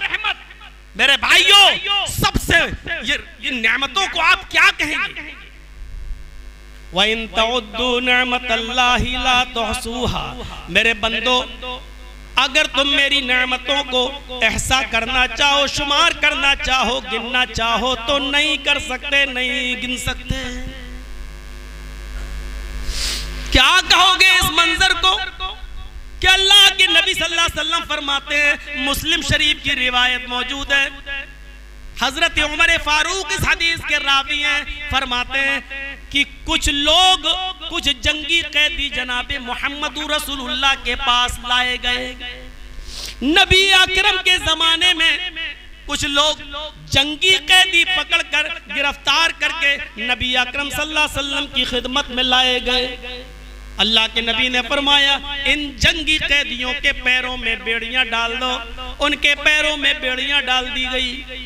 अल्लाह के नबी की नजर उन जंगी कैदियों पे पड़ी। उनमें एक औरत ऐसी थी, उन जंगी कैदियों में एक औरत ऐसी थी जिसका छोटा सा दूध पीता बच्चा कहीं गुम हो गया था, जिसका दूध पीता छोटा बच्चा कहीं गुम हो गया था। वो औरत जिस छोटे बच्चे को देखती उसको पकड़ लेती और अपनी पिस्तान से लगा लेती, उसको पकड़ लेती और अपने सीने से लगा लेती, उसको दूध पिलाने लगती। अल्लाह के नबी सल्लल्लाहु अलैहि वसल्लम उस औरत की हर बच्चे के साथ ये मोहब्बत देखकर परेशान है। आपने सहाबा से पूछा, अरे सहाबा देखो जरा इस औरत का बच्चा कहीं गुम हो गया, इसके दूध, इसकी पिस्तान में जो दूध भरा है, ये औरत जिस बच्चे को पकड़ लेती उसी को अपना बच्चा समझने लगती। बच्चे की मोहब्बत में देखो कैसी पागल है कि जिस बच्चे को देखती पकड़ के अपने सीने से लगा लेती। आए सहाबियों बताओ, आए मेरे साथियों, अगर इस औरत का असली बच्चा अगर इसको मिल जाए और फिर मैं ये कहूं कि इस आग जलाओ और आग जलने के बाद मैं इस औरत से कहूं कि अपने बच्चे को आग में डाल दे, तो क्या ये माँ अपने बच्चे को आग में डाल देगी? मुस्लिम शरीफ की हदीस के अल्फाज पर गौर करो। अगर इसका असली बच्चा मिल जाए और मैं ये कहूं कि अपने बच्चे को आग में डाल दे, तो क्या ये डाल देगी? कहा अल्लाह के नबी कैसे हो सकता है, कैसे हो सकता है? जो औरत अपने जिस बच्चे को देखती पकड़ लेती और अपना बच्चा समझ लेती, अपनी पिस्तान से लगा लेती, वो उस औरत की मोहब्बत ये कैसा गवारा करेगी कि वो अपने बच्चे को आग में डाल दे? अरे आग के करीब भी होगा तो माँ उसको आग के करीब भी नहीं जाने देगी। और अगर खुदा न खास्ता आग में गिर गया तो माँ अपने आप को उस आग में घुसा देगी और उसके बाद उस बच्चे को निकाल लेगी, चाहे उस बच्चे को बचाने में माँ खुद जल जाए। फरमाया जितना प्यार, जितनी रहमतों मोहब्बत इस माँ को इस बच्चे से है, अपने बच्चे से है, कि उसकी मोहब्बत ये गवारा लकड़ी के आग में डाले। हदीस के अल्फाज गौर करो, अल्लाहु अरहमु बिइबादिही मिन हाज़िही बिवलदिहा, अल्लाहु अरहमु बिइबादिही मिन हाज़िही बिवलदिहा। जितनी मोहब्बत इस माँ को अपने बच्चे से कि वो आग में नहीं जाने देगी, अल्लाह को इस माँ से कहीं ज्यादा गुनाह मोहब्बत अपने बंदे से होती है। जब वो अपने गुनाह से तौबा करके लौट कर अल्लाह के पास आता है और फिर वो कभी उस गुनाह को दोबारा करने का इरादा नहीं करता, इकरार नहीं करता, हमेशा के लिए उस गुनाह से ताइब होता है, तब अल्लाह को अपने गुनाहगार बंदे से, इस औरत से भी ज्यादा मोहब्बत होती है। कौन सी नेमत ऐसी है जो बेकार है उसकी? हवा देख लो जो हर वक्त 24 घंटे हमें और आपको मिलती रहती है। यहां बैठे इधर भी मिल रही है, अभी घर जाओगे उधर भी मिलेगी, बाजारों में मिलेगी, दुकान पे मिलेगी, मकानों पे मिलेगी, ट्रेनों में सफर करो उधर भी मिलेगी। और गौर तो करो मेरे भाइयों, समंदर में पानी के जहाजों और कश्तियों में बैठो तो उधर भी मिलेगी, और हजारों फीट की बुलंदियों पर अगर उड़ो, हवाई जहाज का सफर करो तो उधर भी मिलेगी। अगर हवा का दबाव कम हो जाए तो ऑक्सीजन मास्क आपकी ऑटोमेटिक आ जाते हैं, वो आपको नाक में लगाना पड़ता है, लेकिन अल्लाह की ये नेमत तुम्हें उधर भी मिलती है। गौर करो, वो तुम्हें न समंदर में भूलता है, वो तुम्हें न खुशकी में भूलता है, वो तुम्हें न फिजाओं में भूलता है। अय अल्लाह के बंदो, हम उसको कैसे भूल जाते हैं? अरे वो तो तुम्हें उस वक्त में नहीं भूला जब तुम अपनी माँ के पेट में थे। माँ के पेट का अंधेरा, पेट का अंधेरा, फिर रहम का अंधेरा, फिर उस रहम, उस बच्चे दानी के अंदर एक झिल्ली होती है, उस झिल्ली का अंधेरा। तीन अंधेरों में तुम मौजूद, और उधर भी अल्लाह ने ये ऑक्सीजन तुम्हें पहुंचाई, उधर भी उसने ये हवा तुम्हें पहुंचाई, उसने उधर भी तुम्हें भुलाया नहीं, वो तुम्हारी माँ के पेट के अंदर भी ऑक्सीजन पहुंचाता रहा। गौर करो, जो तुम्हें उधर भी नहीं भूला, तुम बाहर आने के बाद उसको कैसे भूल गए?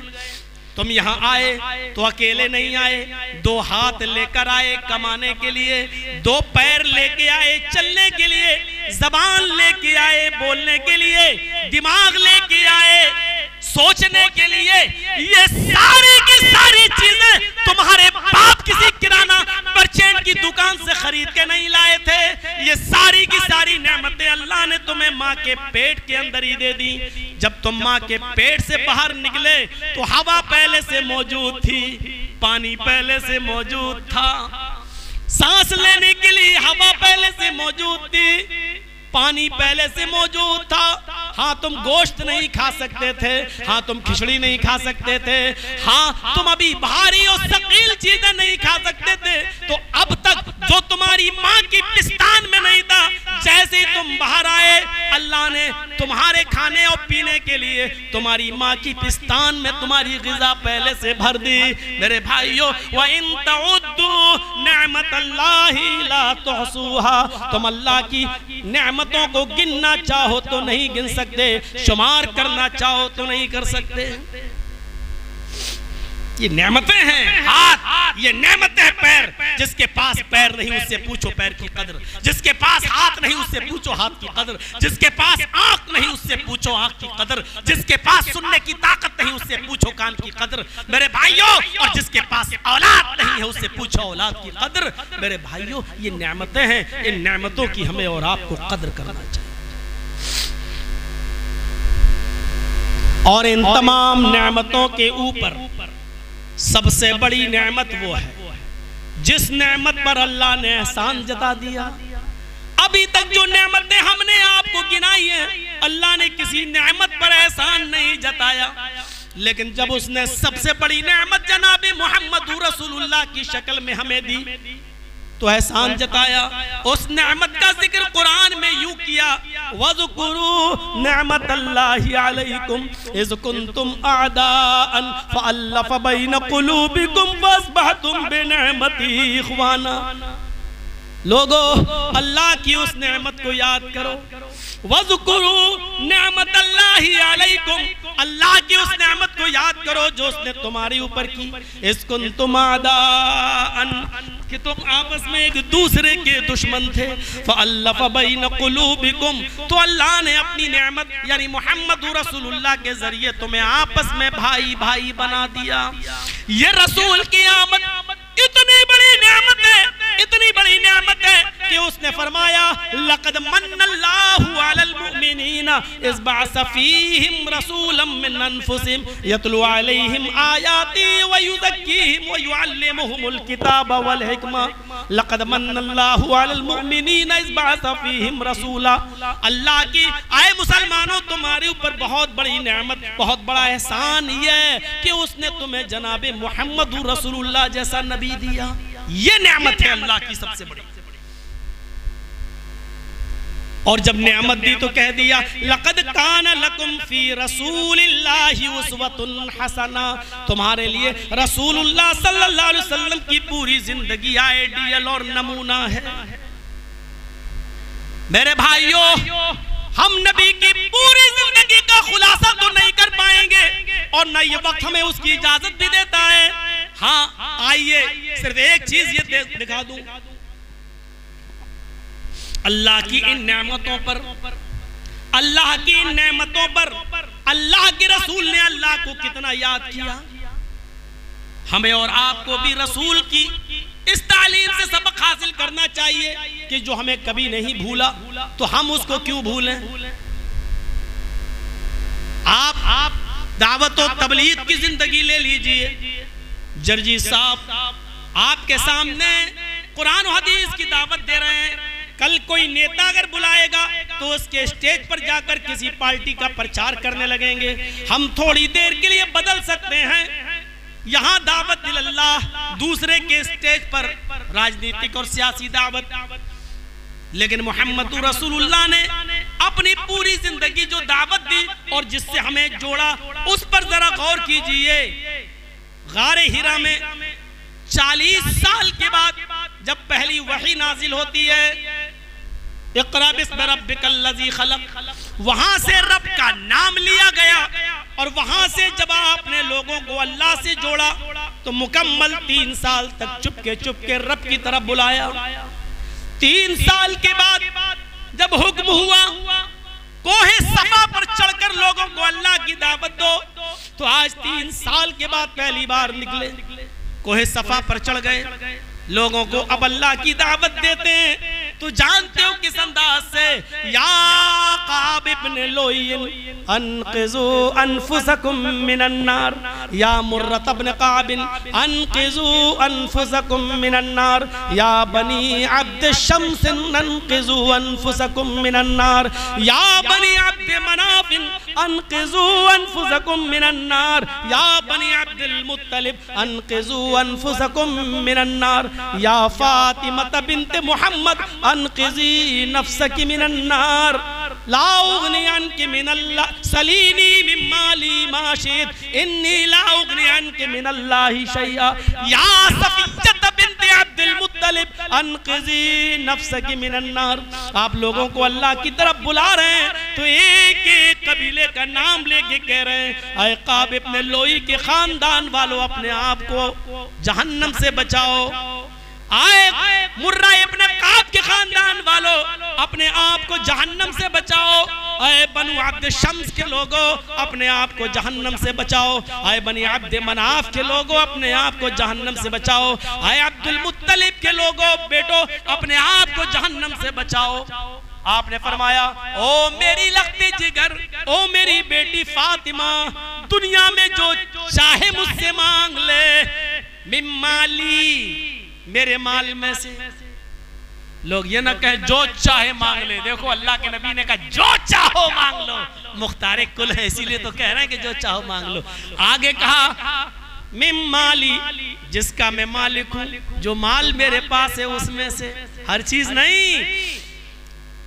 आए मेरी बेटी सलीनी मिम्माली माशित, मेरे माल में से जो चाहे, जिसका मैं मालिक हूं उसमें से जो चाहे मुझसे मांग ले, कयामत के दिन में तेरे कोई काम नहीं आ सकता। आए अब्दुल मुत्तलिब की बेटी और मेरी फूफी सफिया, अपने आप को जहन्नम से बचाओ। एक एक का नाम लिया। उसके बाद आपने कहा, आए अरब वालों, आए मक्के वालों, क़ुलू ला इलाहा इल्लल्लाह तुफ्लिहू तमलिकुल अरब वल अजम। आए लोगों, आए मक्के वालों, ला इलाहा इल्लल्लाह कह दो। सारे माबूदारे बातिला का इनकार करके और झूठे माबूदों का इनकार करके एक माबूद का इकरार कर लो, एक अल्लाह की वहदानियत का इकरार कर लो, तुफ्लिहू कामयाब हो जाओगे।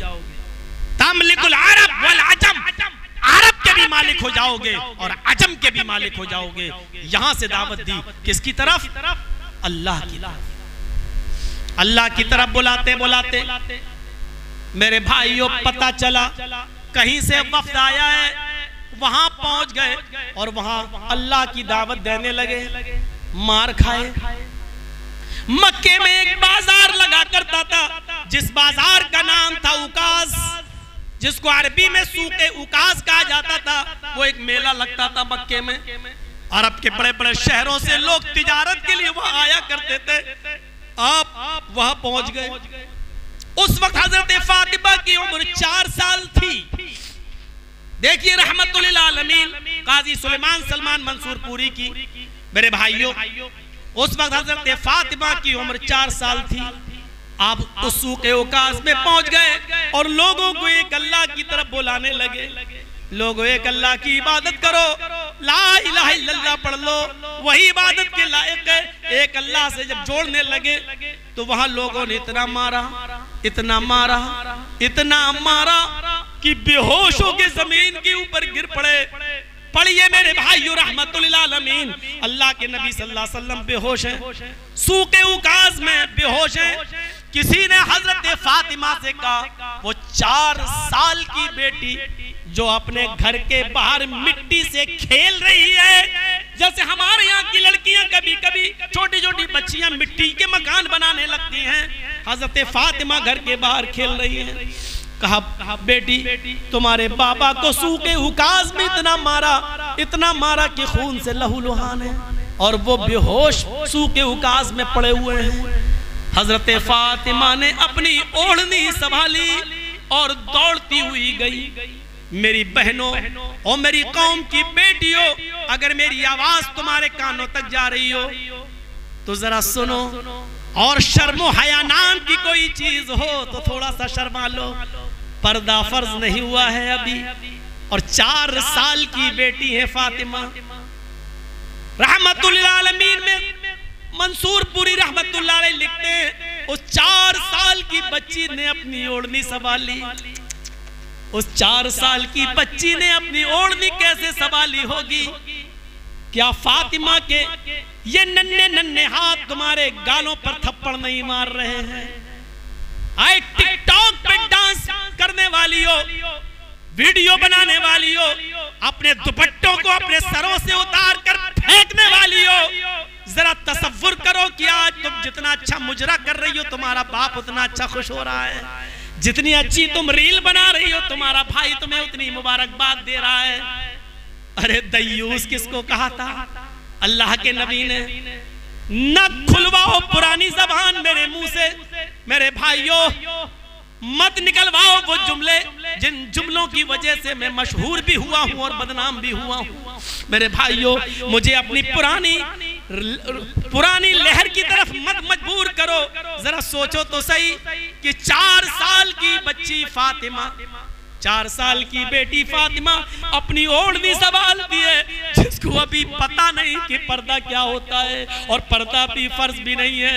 उसने जल्दी से अपना सर छिपाया, ओढ़नी अपने सर पे डाली और भागती हुई सूखे उकास में गई और अपने बाप के सर के पास बैठ गई। यहाँ तक रहमतुल्लाह लिल आलमीन। आगे अल्फाज ज़ादुल मआद के इब्न क़य्यिम रहमतुल्लाह अलैह की बैठ गई और अपनी ओढ़नी का एक दामन फातिमा ने फाड़ लिया। अपनी ओढ़नी का एक दामन अपनी फातिमा ने फाड़ लिया और अपने बाप के जमे हुए खून को उनको पोंछती जाती और रोती जाती और रोते रोते कहती जाती, आए मक्के वालों, तुमने मेरे उस बाबा को मारा है, तुमने मेरे उस बाप को मारा है जिसने जिंदगी में आज तक कभी झूठ नहीं बोला। आए मक्के वालों, तुमने मेरे उस बाबा को मारा है जिसने आज तक कभी किसी की अमानत में खयानत नहीं की है। आए मक्के वालों, तुमने मेरे उस बाप को आज मारा है जिसने आज तक कभी तुम्हारी पंचायत में बेइंसाफी की बात नहीं की है। आए मक्के वालों, तुमने आज मेरे उस बाप को सिर्फ इसलिए मारा है कि वो ये कहता है एक अल्लाह की इबादत करो, तुमने मेरे उस बाप को इस वजह से मारा है। ये कहती जाती और अपने बाप के खून को साफ करती जाती। आंखों के आंसुओं ने आब हयात का काम किया। ये गरम गरम आंसुओं के चंद कतरे हजरत मोहम्मद रसूलुल्लाह के गाल पर गिर गए। नबी अकरम की आंख खुल गई। अपनी बेटी फातिमा को रोते हुए देखा तो अपने लख्ते जिगर को अपने सीने से लगा लिया, अपनी बेटी को सीने से लगा लिया।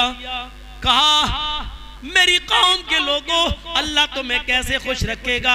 जो कौम नबी की बेटी को रुलाए वो कौम कैसे खुश हो सकती है? वो कौम कैसे फला पा सकती है? मेरे भाइयों, आपने कहा, आए मक्के वालों, तुम कैसे फला पाओगे जिसने मेरी छोटी मासूम बच्ची को भी रुला दिया?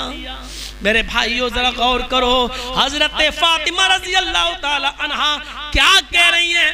जब बेहोश हुए थे अल्लाह के नबी तो अल्लाह हजरत फातिमा कह रही, तुमने मेरे उस बाप को मारा जिसने तुम्हें ये कहा कि एक अल्लाह की इबादत करो।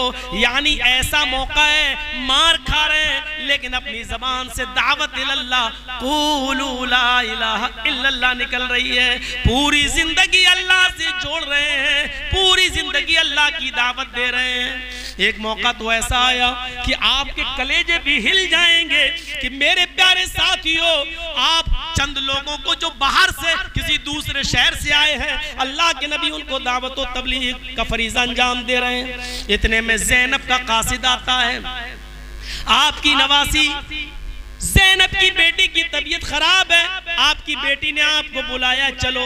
अल्लाह के नबी कहते हैं, इस वक्त मेहमान आए हैं, लोग दूर से आए, मैं दावत और तबलीग का फरीज़ा अंजाम दे रहा हूँ। बेटी से कहो अल्लाह ने बीमार किया वही शिफा देगा, मैं बाद में आऊंगा। कासिद चला गया। थोड़ी देर के बाद हजरत ज़ैनब ने कसम देकर भेजा, वास्ता देकर भेजा, जाओ मेरे अब्बू से कहना कि आपकी नवासी की तबीयत बहुत ज्यादा खराब है, आपको अल्लाह का वास्ता जिस हाल में हो उसी हाल में उठकर चलिए। और जैसी कासिद ने कहा, आपकी बेटी ने आपको अल्लाह का वास्ता दिया है, आपकी नवासी की तबीयत ज्यादा ही खराब है, जल्दी चलिए। उनसे मौजरत चाहिए मेहमानों से, मेरी बेटी की बेटी यानी मेरी नवासी बीमार है और उसने वास्ता देकर अल्लाह का मुझे बुलाया है, मुझे जाना है। अल्लाह के नबी चंद सहाबा को लेकर जाते हैं, दरवाजे को दस्तक देते हैं। दरवाजा खोलने वाले ने खोला, अंदर कुछ औरतें बैठी हैं, दो चार लोग भी हैं। हजरत ज़ैनब अपनी नवासी को गोद में लिए हुए और रोती जा रही हैं। पूरा का पूरा गुरफे का कमरे का माहौल रोने जैसा बना है। हजरत ज़ैनब ने वो अपनी बेटी को मोहम्मद रसूलुल्लाह की तरफ बढ़ा दिया, लीजिए आप अल्लाह के नबी हैं, मेरी बेटी पर कुछ दुआ कीजिए, दम कीजिए ताकि मेरी बेटी ठीक हो जाए। उसने अपने बाप की तरफ अपनी बेटी को बढ़ाया और मोहम्मद रसूलुल्लाह ने अपनी नमदीदा निगाहों से अपनी ज़ैनब की बेटी अपनी नवासी को अपनी गोद में लिया। शायद नवासी अपने नाना की गोद ही की मुंतजिर रही हो। जैसे ही वो मोहम्मद रसूलुल्लाह की गोद में आती है, रूह कब से उन सुरी से परवाज कर जाती है, ज़ैनब की बेटी का इंतकाल हो जाता है। ऐसा नाजुक मोड़, ज़ैनब धाड़े मार मार के रोने लगती है बेटी के गम में। पूरा गुरफा रो रहा है, उनके रोने को देखकर कमरे की सारी औरतें रो रही हैं, जो लोग वहां मौजूद हैं वो भी रो रही हैं। सब सबके आंखों में आंसू हैं, लेकिन नाना मोहम्मद रसूलुल्लाह की ज़बान पर अल्फाज हैं, तो अल्फाज हैं इन्ना लिल्लाहि व इन्ना इलैहि राजिऊन, अल्लाहुम्मा अजिरनी फी मुसीबती वखलिफ ली खैरम मिनहा, इन्ना लिल्लाहि व इन्ना इलैहि राजिऊन। आए मेरी लपटी जिगर, आए मेरी बेटी ज़ैनब, मैं कुछ नहीं कर सकता, हम सब अल्लाह ही की तरफ से हैं, इन्ना लिल्लाही, हम सब अल्लाह ही की तरफ से हैं, व इन्ना इलैहि राजिऊन, हम सबको अल्लाह ही की तरफ जाना है, उसी की तरफ रुजू करना है। अल्लाहुम्मा अजिरनी फी मुसीबती, अल्लाह मेरी मुसीबत में तू मुझे बेहतर अजर अता फरमा, वखलिफ ली खैरम मिना, जो छीना है उससे बेहतर बदल तू हमें दे। अल्लाह के नबी उस वक्त भी वहां तमाम लोगों को अल्लाह से जोड़ रहे हैं कि ये मेरा कोई दोष नहीं, अल्लाह की अमानत थी, अल्लाह ने ले ली, इन्ना लिल्लाहि व इन्ना इलैहि राजिऊन। कितना मजबूत रिश्ता, जान लेने आया, नबी की तलवार लेकर कूद गया, नबी की तलवार से नबी के करीब बढ़ रहा है, आप खड़े हैं, कह रहा है मैं यासिमुका मिन्नी या मोहम्मद, आए मोहम्मद बताओ कि मेरे हाथ से तुम्हें कौन बचाएगा। मौत अपने सामने है, देख रहे हैं लोग दूर दूर हैं, आवाज भी दूंगा तो उनको आने में देर लगेगी, इतने में तो ये मेरी गर्दन पे वार कर देगा, लेकिन ऐसे मोड़ पर कि सामने तलवार लिए खड़ा है, तलवार भी मेरी, सामने मेरा दुश्मन और मुझे पर तलवार उठा भी चुका है और मुझसे कह भी रहा है मैं यासिमुका मिन्नी, ऐ मोहम्मद बताओ मेरे हाथ से कौन बचाएगा।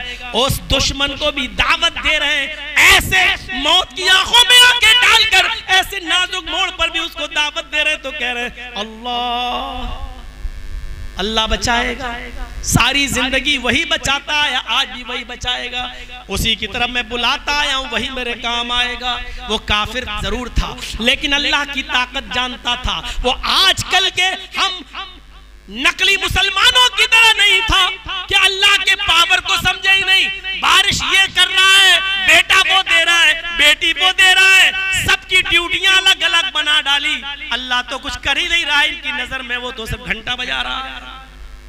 मेरे भाइयों, वो अल्लाह को इस तरह नहीं माना करते थे, वो अल्लाह को ऐसे नहीं मानते थे, वो जानते थे अल्लाह के पावर को, काफिर जरूर थे लेकिन अल्लाह की ताकत को पहचानते थे, वो मानते थे बारिश अल्लाह बरसाता है, रोजी अल्लाह देता है, जमीन से गल्ला अनाज अल्लाह उगाता है, आसमान से बारिश अल्लाह करता है, वो जानते थे कि जिंदा चीज से जिंदगी और मौत का मालिक भी अल्लाह है, वो जिसको जिंदगी दे कोई मार नहीं सकता, और जिसको मौत दे दे कोई जिंदगी नहीं दे सकता, इस बात को वो जानते थे। अल्लाह के पावर को सुना, अल्लाह का नाम सुना, तलवार उसके हाथ से छूट गई, अल्लाह के नबी ने तलवार उठा ली, अलगर्ज ये कि मौत को अपनी सामने देख रहे हैं, सामने वाले को अल्लाह की तरफ दावत दे रहे हैं, कौन बचाएगा, अल्लाह। हिजरत करके मक्का छोड़ के मदीना जाते हैं, 8 दिन का मुसलसल सफर, 8 दिन का मुसलसल सफर,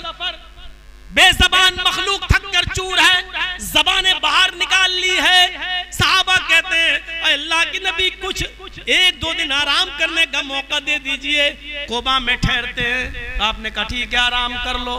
8 दिन मुसलसल पैदल सफर, घोड़े थक कर चूर, ऊंट थक कर चूर, बकरियां ज़बाने बाहर निकाली हैं, सब हाँप रहे हैं, सहाबा किराम दरख्त की आड़ में सो रहे हैं कि आराम कर ले।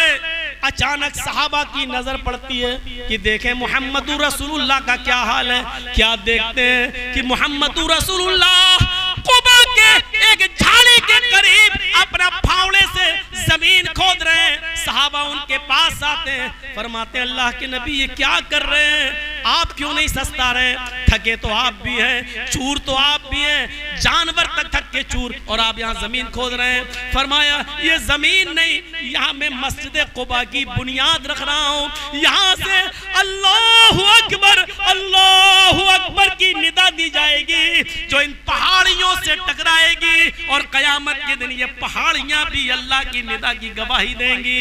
मेरे भाइयों, सारी मखलूक थक के चूर और मोहम्मद रसूलुल्लाह को फिक्र हो रही है तो मस्जिद की तामीर की फिक्र हो रही है। आप अंदाजा लगाइए।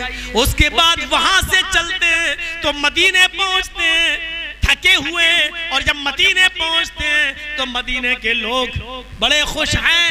औरतें छतों पे चढ़ी हुई हैं और छोटी छोटी बच्चियां दफ बजाती हुई गीत गा रही हैं। तलाल बद्रु अलैना मिन सनयातिल वदाई वजब शुक्र अलैना मा दा लिल्लाहि दाई। छोटी छोटी बच्चियां कह रही हैं, आज 14वीं रात का चांद फरान की चोटियों से नमूदार हुआ है।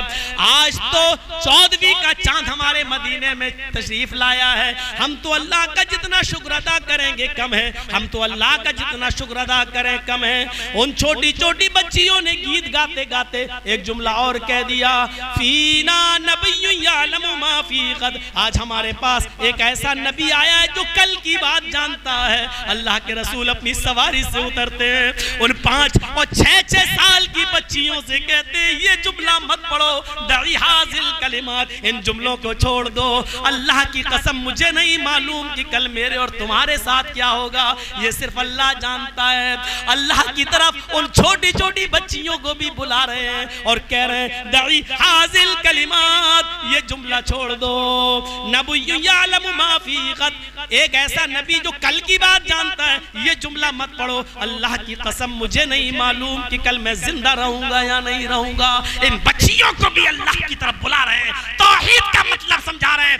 आज अगर इन बच्चियों के दिल में अगर ये अकीदा जम गया कि मोहम्मद भी कल की बात जानता है, तो बड़े होने के बाद ये अकीदा इनके दिल से नहीं निकलेगा, इनके जहनों से नहीं निकलेगा। इसलिए अभी जरूरी है इन बच्चों का दिमाग शिरकी अकीदे से पाक किया जाए। इसलिए मोहम्मद रसूलुल्लाह को भविष्य और मुस्तकबिल की फिक्र हुई और उन बच्चियों से जुमले बंद करवा दिए।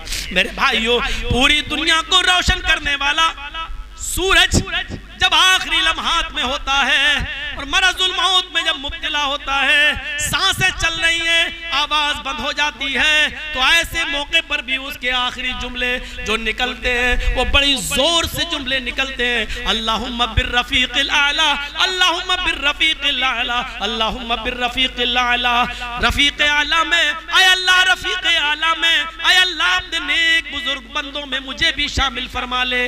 आखिरी जुमला जो निकला वो अल्लाह का जुमला निकला, अल्लाहुम्मा बिर्रफीक़िल आला, यानी शुरू किया अल्लाह के नाम से और जिंदगी की आखिरी सांस अगर नबी ने ली तो वो भी अल्लाह के नाम पर खत्म की है। पूरी जिंदगी अगर अल्लाह की तरफ किसी ने बुलाया है तो वो हस्ती है जनाबे मोहम्मद रसूलुल्लाह सल्लल्लाहु अलैहि वसल्लम की।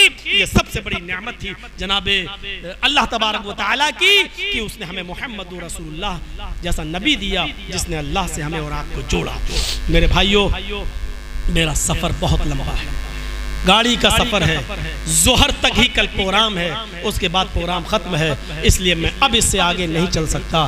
बहुत ही माजरत के साथ फिर भी मैंने आपका 12:30 बजे से 2:10 तक मैंने आपका टाइम लिया है। 2.25 घंटे के करीब, 1.5 घंटा तो हो ही गया।